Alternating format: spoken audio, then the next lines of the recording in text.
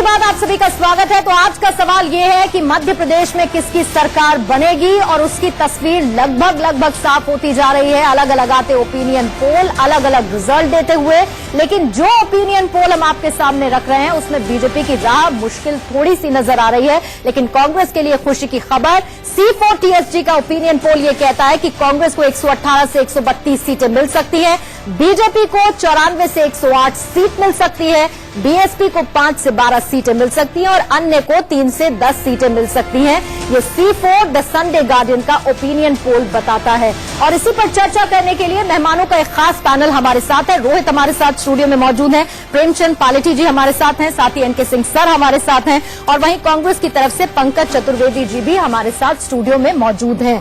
सबसे पहला सवाल प्रेमचंद जी आपसे मैं पूछना चाहूंगी, क्योंकि अभी तक के जो सर्वेज हमने देखे वो ये बताते हैं कि कांग्रेस के लिए मुश्किल भरी राह जो है वो हर होने वाले विधानसभा चुनाव में, एक्सेप्ट राजस्थान फिलहाल अभी तक जो देखने को मिली है। लेकिन आपका सर्वे ये क्यों कहता है कि कांग्रेस को थोड़ी राहत इससे मिल सकती है? नहीं, ऐसा नहीं है, मिला जुले हैं क्योंकि मार्जिन बहुत कम है। हमारे सर्वे में भी 2% लीड है। वैसे पीछे भी उसी वोटर का सर्वे, उसमें भी कांग्रेस आगे है। सो ऐसे कुछ सर्वे में बीजेपी आगे है, तो बड़ा क्लोज फाइट चल रहा है। तो हमने जो सर्वे किया है अक्टूबर 28 से नवंबर 10, तो अभी ये स्थिति है कि कांग्रेस को मार्जिनली फायदा हो रहा है। तो कोई भी सर्वे उस समय की स्थिति दर्शाता है। तो ये जो सर्वे हमने किया अक्टूबर 28 से नवंबर 10, यहाँ पे कांग्रेस को मार्जिनल बेनिफिट है।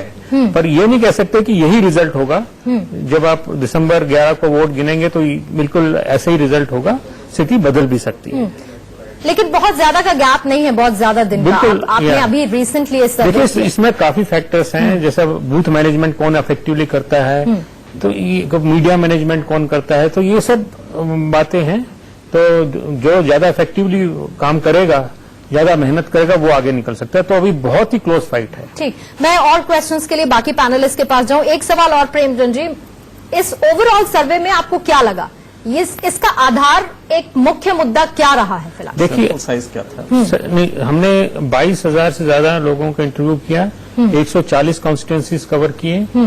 तो हमें लगा रूरल एरियाज में कांग्रेस आगे है, खासकर किसानों में बीजेपी के खिलाफ और खासकर शिवराज सिंह चौहान के खिलाफ गुस्सा बहुत ज्यादा है। अर्बन एरियाज में बीजेपी आगे है। तो कुल मिला के कांग्रेस को 2% लीड है। 2% की लीड है कांग्रेस को। रोहित, आपका रिएक्शन इन आंकड़ों पे, क्योंकि काफी कॉन्फिडेंट आपकी पार्टी नजर आ रही है और आने वाले चुनावों में आप कह रहे हैं कि बड़ी जीत आप हासिल करेंगे, विधानसभा चुनावों में भी और 2019 में भी। लेकिन 2019 से पहले का ये सेमीफाइनल है और ये आंकड़े बताते हैं कि कुछ फायदा कांग्रेस को मिल रहा है। बीजेपी क्या करेगी? देखिए पूर्णिमा जी, मध्य प्रदेश की अगर बात करी जाए तो मध्य प्रदेश जब कांग्रेस का वहां पे शासन रहा तो एक बीमारू राज्य के नाते से मध्य प्रदेश जाना जाता था। वहां की स्थिति इतनी खराब थी कि कोई मध्य प्रदेश जाने को भी सोचता था। तीसरे नंबर का राज्य था, सबसे पिछड़ा राज्यों में आता था तीसरे नंबर के। और आज अगर मध्य प्रदेश को देखा जाए तो विकसित राज्य के अंदर मध्य प्रदेश जाना जाता है। मध्य प्रदेश के अंदर लगातार शिवराज जी के नेतृत्व में वहां पर काम हुआ है। अगर आप बात करें काम की, तो मैं आपको बता दूं कि बिजली उत्पादन मात्र 3000 मेगावाट का होता था। आज वहां पे 15,000 मेगावाट बिजली बन रही है और सरप्लस में, और बाकी स्टेट्स में मध्य प्रदेश दे रहा है। आप कृषि की बात करें तो पूरे देश के अंदर जो कृषि को लेकर जो मध्य प्रदेश में काम हुआ, मैं आपको बता दूं 75 लाख हेक्टेयर जमीन पे अंदर पहले खेती, आज 40 लाख हेक्टेयर जमीन के अंदर हो रही है। तो वहां पे जिस तरीके से काम हुआ है और लोगों ने देखा है कि ये 15 साल वहां पर भारतीय जनता पार्टी की सरकार रही है। और सबसे महत्वपूर्ण बात है, सभी लोगों के लिए, चाहे वो गरीब हो, पिछड़ा हो, दलित हो, महिलाओं के लिए, युवाओं के लिए, सबके लिए काम हुआ है। और मैं यही कहूंगा, जो सर्वे आया है, देखिए बहुत जल्दबाजी है।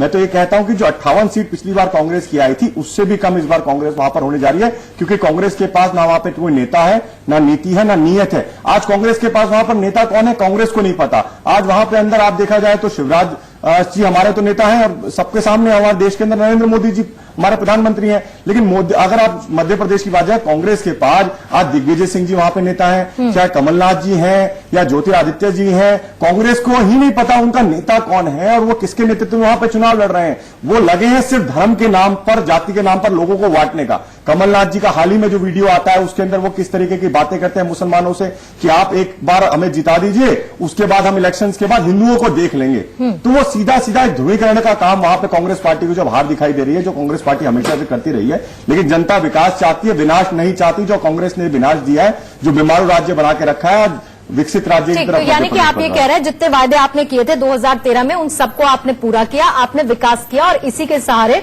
आप अब आने वाले विधानसभा चुनावों में मध्य प्रदेश में फिर से जीत हासिल करेंगे। पंकज चतुर्वेदी जी, बीजेपी तो ये कह रही है कि कांग्रेस को उनके नेता का पता नहीं, किन मुद्दों पर बातचीत करनी है उनको पता नहीं, हमने तो जितने वायदे किए थे वो सब काम किया। हालांकि फिलहाल जो ओपिनियन पोल हमारे सामने है उसमें थोड़ी सी राहत आपके लिए जरूर है, तो ऐसा क्या कर दिया आपने सर?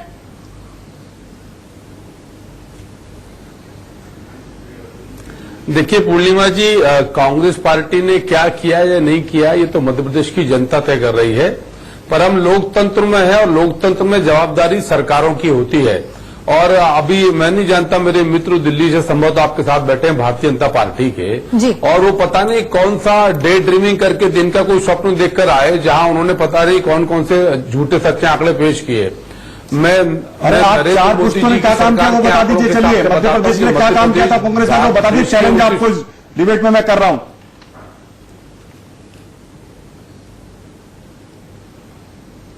पूर्णिमा जी, ये जो भी सज्जन इनको थोड़ा ये रोहित जी हैं, बीजेपी के स्पोक्स पर्सन हैं, बीच में नहीं बोले। ठीक है, मैंने काम बताइए, काम क्या किया था आपने? रोहित जी उन्हें कुछ वक्त नहीं तो देते हैं वो बीजेपी के अपनी बात स्पोक्स पर्सन करें। है तो कोई नरेंद्र ठीक है, मोदी पंकज जी थोड़ी बताइए। की सर हम तो राहुल गांधी भी नहीं चाहते सर। ठीक है रोहित जी, एक सेकंड, पंकज जी अपनी बात कर लीजिए। आप अभी मन कोई की बात इंटरप्ट नहीं करेगा। आप मेरे सवाल का पंकज जी जवाब दे दीजिए। ऐसा क्या किया कि ये थोड़ी सी राहत आपको मिलती हुई नजर आ रही है? लेकिन बीजेपी वही बात कह रही है कि आपको अपने लीडर तक का पता नहीं है, काम तो बहुत दूर की बात है। पूर्णिमा जी, दो बाधाएं, एक तो मुझे आवाज इको हो रही तो वो डिस्टर्बेंस, और बीजेपी के साथ ही डिस्टर्बेंस करें, थोड़ा दोनों में मदद करिए आप। मैं ये निवेदन कर रहा हूं आपसे कि जी मैं निवेदन कर रहा हूं आपसे कि मध्य प्रदेश देश के 29 राज्यों में टॉप 4 स्टेट्स में गरीबी पे, मध्य प्रदेश के खजाना खाली है, 2.25 लाख करोड़ का कर्जा है शिवराज सिंह के 15 साल के राज में। मध्य प्रदेश किसान आत्महत्या में टॉप 3 स्टेट्स में है। मध्य प्रदेश में पेट्रोल डीजल पर सबसे अधिक कर लिया जाता है, सबसे महंगी बिजली मध्य प्रदेश में बेची जाती है। ये वो मध्य प्रदेश है जहां किसानों के सीने पर गोली दागी जाती है, जहां किसानों को निर्वस्त्र करके पीटा जाता है। कुपोषण में यह राज्य शीर्ष पर, शिशु मृत्यु दर में राज्य शीर्ष पर, मातृ मृत्यु दर में राज्य शीर्ष पर, महिला अपराध में शीर्ष पर, बलात्कार में शीर्ष पर, आदिवासियों पर अपराध में शीर्ष पर, दलितों में अपराध पर शीर्ष पर। स्कूल इस राज्य में नहीं है, कॉलेज इस राज्य में नहीं है। इनसे पूछिए, बीजेपी के मेरे मित्र से उत्तर दे सकने का साहस हो कि बताएं 15 साल की एक इंडस्ट्री मध्य प्रदेश में जिसका नाम, जिसमें मध्य प्रदेश के हजारों को रोजगार मिला हो। एक ऐसे स्कूल का नाम बताएं जहां दिल्ली से कोशिश करें कि इनके घर परिवार के लोगों का एडमिशन हो जाए। एक अच्छे कॉलेज का नाम बताइए मध्य प्रदेश का 15 साल में। एक अच्छे अस्पताल का नाम बताइए। मध्य प्रदेश को भारतीय जनता पार्टी के लोगों ने लूटा खसोटा है।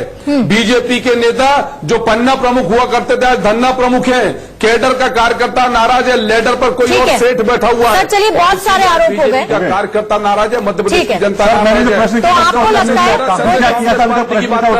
15 में से 13 सर्वे, 15 में से 13 सर्वे कांग्रेस की सरकार की बात कर रहे हैं और बीजेपी आग बंद करके। तो आप ये कह रहे हैं कि 15 साल में मध्य प्रदेश की जनता इतनी त्रस्त हो चुकी है क्योंकि वहां पर कोई काम नहीं हुआ, इसीलिए कांग्रेस जब आएगी इस बार, जैसा कि आप यहाँ कह रहे हैं, वो सब दूर हो जाएगा। आरोप इन्होंने लगा दिया। मैं एक बार जो मैंने इनसे प्रश्न किया था, इन्होंने क्या किया, बीमारू राज्य बनाए रखा और 4 पुश्तों ने राज किया। 50 साल तक कांग्रेस थी मध्य प्रदेश में, अगर आप देखा जाए तो। अभी भारतीय जनता पार्टी ने पहले, कांग्रेस ने कुछ जवाब नहीं दिया क्या किया। लेकिन मैं बता दूं, उन्होंने स्कूलों की बात करी, 4 गुना स्कूल बने हैं मध्य प्रदेश के अंदर। अगर आप कृषि की मैंने बात करी, कृषि क्षेत्र की, तो आप मान के चलिए पूरे देश के अंदर जो कृषि का जो 18% होता है ग्रोथ रेट जो है वो कृषि के अंदर मध्य प्रदेश के अंदर आप देखिए देश के अंदर 4.4 है और मध्य प्रदेश का 20 गुना है। और 2013 की बात करो, इन्हीं की सरकार होती थी, तो कृषि क्रमण पुरस्कार मध्य प्रदेश की सरकार को 2013 के अंदर कांग्रेस पार्टी ने दिया। कांग्रेस पार्टी ने कहा कि मध्य प्रदेश के अंदर काम हो रहा है, और आप स्कूलों की बात करें, वहां कितना काम हुआ है, जो भांजों और भतीजियों को क्या क्या काम दिया जा रहा है। लेकिन मैंने जो बात पूरी, इन्हीं के नेता जीतू पटवारी जी क्या कहते हैं कि पार्टी जाए भाड़ में, हमें तो अपने से मतलब है। उन्हें भी पता है कि पार्टी तो इनकी भाड़ में जाने वाली है, पार्टी तो इनकी जा चुकी है। देखिए वो भी हाथ हिला रहे हैं कि जाइए जाइए जाइए। लेकिन देखिए, मैं आपसे पंकज जी पूछना चाहूंगा, आपका 4 पुश्तों का हिसाब आज देश को दे दीजिए। हमने जो काम किया मैंने आपको बताया, हमने तो गरीब जो होता था, जो एक वृद्ध व्यक्ति जो उसको जो देखने जाता था तीर्थ यात्रा में, 4.5 लाख वृद्ध लोगों को हमने तीर्थ यात्रा पे भेजने का काम मध्य प्रदेश की सरकार ने किया है। आपसे मैंने पूछा कि क्या काम हुआ, आपने काम नहीं बताया। आज कृषि के अंदर मध्य प्रदेश सबसे ऊपर पहुंचा हुआ है। आज रोड्स का इंफ्रास्ट्रक्चर देखिए, बिजली का उत्पादन मध्य प्रदेश सरप्लस में है। मध्य प्रदेश दूसरे राज्यों को बिजली दे रहा है। बीमारू राज्य आपने बना के रखा हुआ था। आप मध्य प्रदेश के अंदर आपके नेता कमलनाथ जी किस तरीके के बयान देते हैं पूरे देश ने सुना, मैं तो बोल भी नहीं सकता आपके नेता। लेकिन आप हिंदुओं को आतंकवादी कब तक कहेंगे? आप गौ माता की बात कर रहे हैं, हम गौशालाएं खुलवाएंगे केरला के अंदर। आप सरेआम आपके प्रदेश के अध्यक्ष, आपके जो अध्यक्ष है वो गौ माता को रोड पे काट के, चौराहे पे काट के। ठीक है रोहित, फटाफट से पंकज जी अपना रिएक्शन दे दीजिए, उसके बाद मुझे बाकी पैनलिस्ट को भी लाना होगा डिबेट में। पंकज जी फटाफट से अपनी बात कहिए। देखिए ये जवाब देने का काम इनका। मैंने पूछा 15 साल आपने 4 उपलब्धि सुनिए, 15 साल के बाद मध्य प्रदेश की बीजेपी सरकार एक मोबाइल नंबर देकर सुझाव मांग रही है। कांग्रेस क्या ये समझ रही है कि दूसरे का नुकसान हमारा फायदा हो जाए, या हमने कुछ ऐसा किया कि हमारा फायदा हो? करते किरण रिजिजू इनके RSS पे बैन लगाएंगे आप लोग, आप ये कह रहे हैं आप मुसलमानों को खुश करने के लिए आप हिंदुओं को डराने में लगे हुए, RSS पे बैन लगाने के लिए लगे हुए हैं।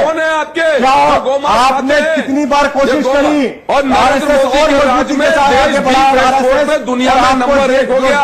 ये गाय की बात करते हैं, मध्य प्रदेश में गोहरण के नाम शांत किया आपने। सुनिए, शांति से सुनिए और जवाब दीजिए। बताइए 15 साल की क्या उपलब्धि है? हिंदुओं को देखने के कर्जा माफ कर रहे हैं, 2 लाख करोड़, 2 लाख किसानों का कर्जा माफ, 94,000 करोड़ माफ कर रहे हैं। एक किसानों की अगर बात करें तो मिनिमम सपोर्ट प्राइस 1.5 गुना किया गया भारतीय जनता पार्टी की सरकार के अंदर। आप बात में 18 गुना उनसे ऋण लेते थे, कांग्रेस पार्टी आप उनसे ब्याज लेते थे, अगर वो लेते थे तो 18 गुना उसके ऊपर मिला जाता था। आज 0% पर उनको ब्याज दिया जा रहा है किसानों को। आप क्या बात कर रहे हैं? जो कंपनी नौकरी देगी पंकज जी, मैंने जवाब पूछा, 4 पुस्तकों का हिसाब दे दीजिए। मैंने तो आपको काम बताया क्या क्या किया। ठीक है, चलिए लूटा खसोटा। ठीक है पंकज जी, आपकी बात 40,000 करोड़ के जो आपके नेता नेशनल अवार्ड के अंदर बाहर है ना, जो शोर मचा रहे हैं, भ्रष्टाचार के ऊपर शोर मचाने में। ठीक है, चलिए मुझे एनके सिंह सर को लेकर आना है डिबेट में। एनके सिंह सर, देखिए अब ये जो आंकड़े सामने आए हैं, ये ऐसे वक्त में है जब प्रधानमंत्री इस वक्त फील्ड में है। ये कहते हैं कि रोहित एक सेकंड, अब मुझे दूसरे पैनलिस्ट को इंक्लूड करने दीजिए प्लीज। ठीक है, पंकज चतुर्वेदी आपकी बात सुन ली। एनके सिंह साहब, सवाल ये है कि अब ये इस वक्त का ओपिनियन पोल ऐसा है जब प्रधानमंत्री नरेंद्र मोदी फील्ड में है और चुनाव को महज कुछ दिन बचे हैं, ऐसे में ये आंकड़े आना क्या बीजेपी के लिए कुछ हद तक का सेटबैक है? इससे पहले जब वरिष्ठ पत्रकारों का ओपिनियन पोल सामने आया था तो उसमें आपने काफी नेक टू नेक फाइट दिखाई थी, और अब ये आंकड़े सामने आ रहे हैं। और दूसरी तरफ ये आरोप प्रत्यारोप, वो तो खैर हमेशा चलता रहे। देखिए, मेरा आज भी मानना है कि अगर एक स्टेट है जिसके बारे में बहुत क्लियर प्रेडिक्शन नहीं किया जा सकता तो वो है मध्य प्रदेश। छत्तीसगढ़ के बारे में किया जा सकता है, राजस्थान के बारे में तो कहना ही क्या है। इसकी वजह है बाइपोलर है, उसमें सिर्फ एक मायावती फैक्टर है, और मायावती फैक्टर भी आपने देखा आपके सर्वे में है कि 26% वोट मिलेंगे। मतलब कि अगर 19% दलित हैं तो उनका 26%, और ये बिल्कुल सही सर्वे मुझे लगता है। 5% उनका वोट परसेंटेज जो मैं सुबह से कह रहा हूं, और वो अगर आप देखेंगे तो 20% का 26% लगभग इतना ही होता है। और जो जाति की गोलबंदी थी उसमें जो आंकड़ा है वो सिर्फ 11% बीजेपी को जा रहा है दलित में, और आप सोचिए 58% जो है वो कांग्रेस के पास। तो कांग्रेस ने अपना दलित वो रिटेन किया है, इसमें भी कोई दो राय नहीं है। बहुत थोड़ा सा बीजेपी को, और उसकी वजह है जो टैक्टिकल एरर बीजेपी ने किया उसकी वजह से दलित नाराज हुआ है, इसमें कोई दो राय नहीं है। अब उसके बाद लास्ट में आके पार्लियामेंट में जब आपने पास किया तो आपको वहां पे लगा कि दलित वोट मिलेंगे, लेकिन अपर कास्ट आपसे नाराज हो गया, और उसमें शिवराज सिंह ने अपर कास्ट को बहुत अच्छा नहीं लगा। उन्होंने कहा कि हर हालत में मैं मर जाऊंगा लेकिन ये एक्ट लागू होगा। इस पे अपर कास्ट नाराज हुआ था और मैं वहां उन दिनों था, वहां पे देख रहा था स्थिति। यहां पे जो आप देख रही हैं, अगर सर्वे में ये पूछा, नेक एंड नेक फाइट है, ये पूरी जो फाइट है मध्य प्रदेश की, ये प्योर नेक एंड नेक है और दोनों तरफ से बहुत मार्जिनल डिफरेंस है जो आपके सर्वे में दिखाया गया है। लेकिन आपने क्वेश्चन कैसे प्रेजेंट किया, मैं उनके विजडम, प्रेमचंद जी के विजडम पे कोई क्वेश्चन नहीं है, लेकिन अगर 22,000 है तो मैं ये मान रहा हूं कि 140 कॉन्स्टिट्यूएंसीज का मतलब हुआ कि लगभग 1600 सैंपल साइज है हर कॉन्स्टिट्यूएंसी का, बड़ा साइज है। 150, ये एक बड़ा साइज है, इसको कोई दो राय नहीं कि ये एक बड़ा साइज है 150 का, और 150 में रिप्रेजेंटेटिव नेचर का आपका वो आ जाता है। लेकिन अगर आपने क्वेश्चन ये पूछा कि शिवराज सिंह से की सरकार को कैसा आप मानते हैं, तो एक नाराजगी रहती है। 15 साल की वो है, एंटी इनकम्बेंसी है, तो 15 साल में वोटर फेटिंग भी होता है, जो प्रेमचंद जी भी मानते हैं। ऐसे वो कहेगा अरे साहब कुछ नहीं किया है। लेकिन अगर आप ये पूछेंगे कि तो क्या कांग्रेस को आप विकल्प के रूप में लेते हैं क्योंकि वहां पे आपको भरोसा है कि वो करेंगे, तो शायद ये आंसर दूसरा होगा। अगर आपने ये पूछा है, अगर आपने ये पूछ दिया तो वोट देंगे कि तो नहीं साहब इस सरकार को नहीं रखेंगे, तब ये आएगा। लेकिन अगर आप पूछेंगे क्या कांग्रेस विकल्प है, तो आंसर उसका दूसरा होगा। तो मेरे ख्याल से ये विजडम उन्होंने अप्लाई किया होगा और बिल्कुल सही किया होगा। यहां पे सिर्फ 2 इश्यूज हैं जो कि देखने की बात है।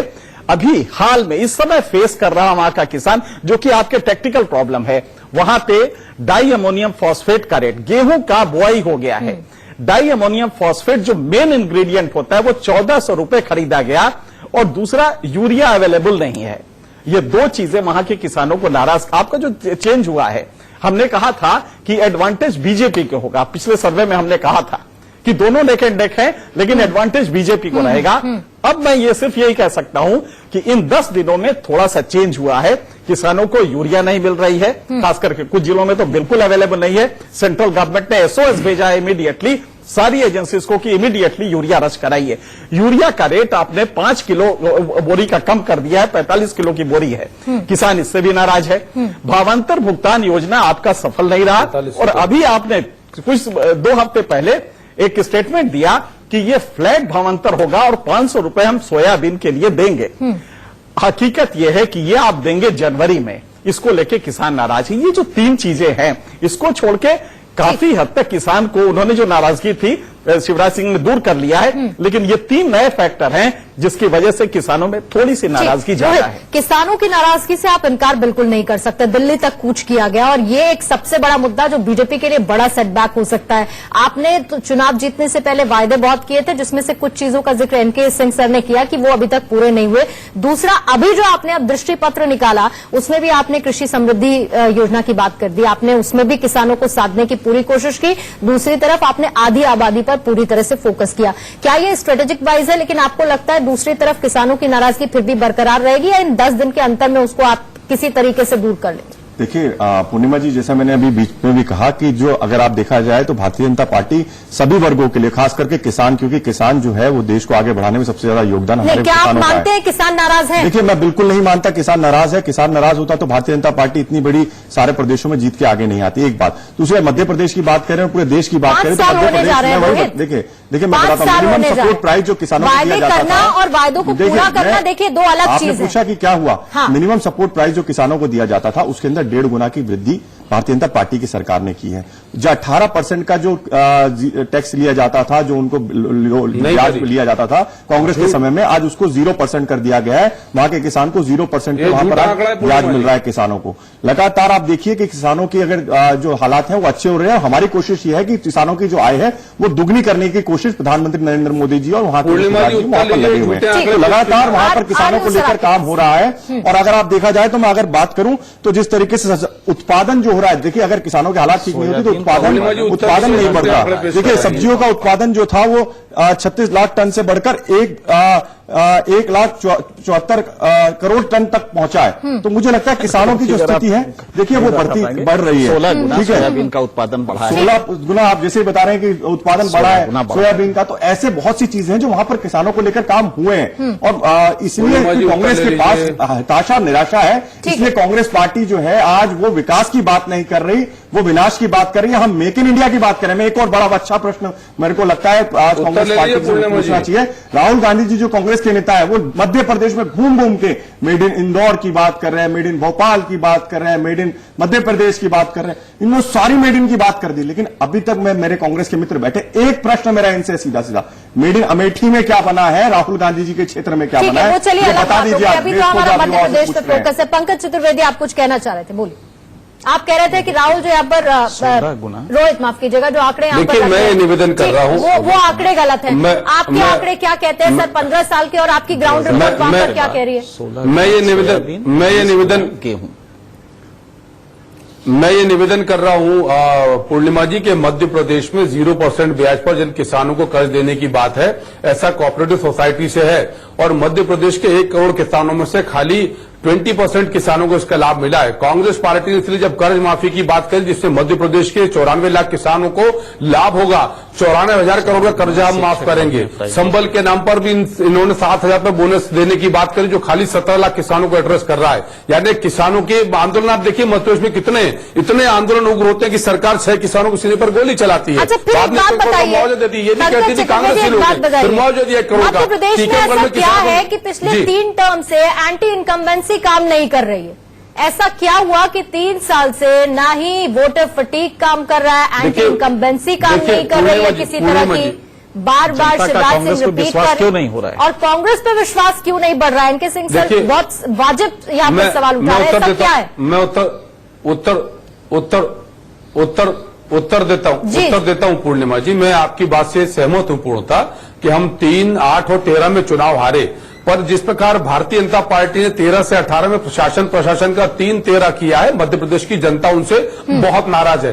पर्याप्त समय भारतीय जनता पार्टी की सरकारों को मध्य प्रदेश की जनता ने दिया, पर उसका नतीजा ये हो कि मध्य प्रदेश में एक ही किसान संपन्न है जिनका नाम शिवराज सिंह चौहान है, जिनके अनार के खेत भी लहला रहे हैं और फसल भी लहला रही है, और बाकी किसान आत्महत्या करने पर मजबूर है। 18,000 किसान यदि 15 साल में आत्महत्या करें, 46,000 बहन बेटियों का बलात्कार 15 साल में हो, उसके बाद इस सरकार को तो चुनाव में आना ही नहीं चाहिए, शर्म मांगकर घर बैठ जाना चाहिए था। क्या उपलब्धि मध्य प्रदेश की है? जवाब भारतीय जनता पार्टी को देना है। डेमोक्रेसी में जो सरकार होती है उत्तर देती है। आप तो विपक्ष में हैं, बिल्कुल सवाल पूछने का पूरा अधिकार आपका है, लेकिन मैं ये पूछ रही हूँ कि क्यों ऐसा हुआ कि पिछले 3 टर्म में आपके ऊपर, कांग्रेस के ऊपर मध्य प्रदेश के वोटर को भरोसा नहीं हुआ? जनता तो जनार्दन है सर, उसको तो वोट देना है, वो तो साफ अपना बता देती है कि उसको किसको रखना है, किसको हटाना है।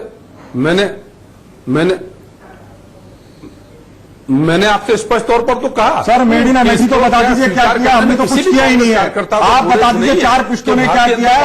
आपके नेता जो घूम के कह रहे हैं बनाएंगे, झूठे आरोप लगा रहे हैं शिवराज जी की बेटी के ऊपर, उसका माफी मांगनी पड़ रही है। आपके नेता को जवाब दीजिए, क्यों माफी मांग रहे हैं? प्रदेश को नर्क बना दिया, बताइए। अरे आपने हजारों करोड़ के घोटाले सवाल होगा, राहुल गांधी क्यों 46,000 घोटाले की बहन बेटियों के साथ 16,000 आत्महत्याएं शिवराज जी के राज में? सर अब आपको मैं बताता हूँ, आंकड़ों की बात करिए, आंकड़ों के अंदर अगर आप आ जाए तो मैं आंकड़ों का जवाब देता हूँ। कांग्रेस के नेताओं, मुख्यमंत्री जी की पत्नी को दुष्कार के भगाया जाता है, मुख्यमंत्री की पत्नी के साथ अभद्रता की जाती है, बेटे के साथ अभद्रता की जाती है, उनके क्षेत्र में बीजेपी के मंत्री विधायकों को खदेड़ा जा रहा है।